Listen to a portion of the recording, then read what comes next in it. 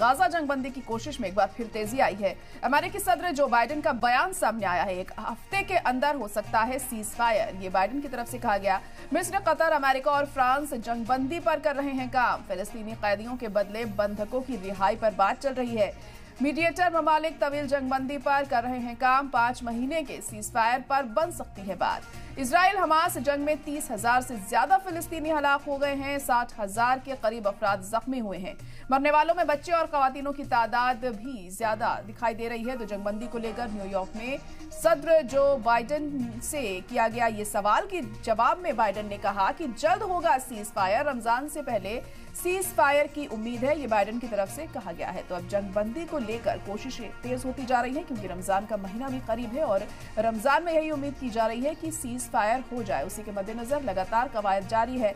अमेरिकी सदर Joe Biden ने यह बयान दिया है कि एक हफ्ते के अंदर सीज फायर पर कोई बड़ा फैसला हो सकता है और उसी के मद्देनजर मिस्र, कतर, अमेरिका और फ्रांस जंगबंदी पर काम कर रहे हैं।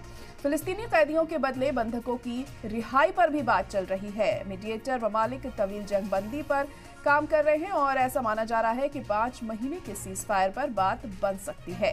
इजराइल हमास से जंग में 30,000 से ज्यादा फिलिस्तीनी हलाक हो चुके हैं।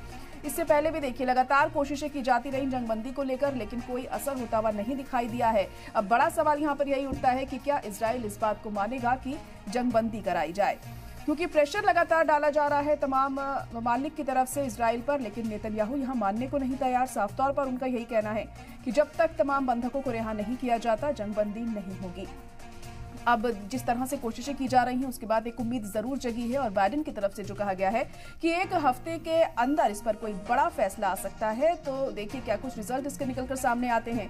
वहीं आपको बता दें कि जो अभी हमले जारी हैं उसमें करीब 60,000 के करीब फिलिस्तीनी हलाक हो चुके हैं। मरने वाले में बच्चे और खवातीनों की तादाद भी काफी ज्यादा पहुंच गई है। जंगबंदी को लेकर न्यूयॉर्क में सदर जो बाइडेन से जब सवाल किया गया तो उनका भी यही कहना था कि जल्द ही सीज फायर होगा और यही उम्मीद की जा रही है कि रमजान से पहले सीज फायर किया जाएगा।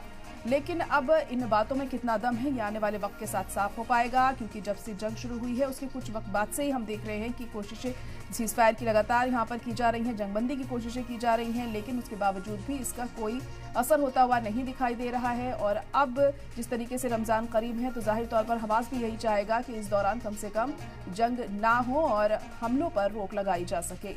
लेकिन आखिरी फैसला क्या होता है ये वक्त के साथ ही साफ होगा। तो गाजा जंगबंदी की जो कोशिशें हैं वो लगातार तेज की जा रही हैं और अमेरिका की तरफ से भी देखिए लगातार दबाव इजराइल पर डाला जा रहा है, लेकिन इजराइल अमेरिका की बात भी यहाँ सुनने को तैयार नहीं है।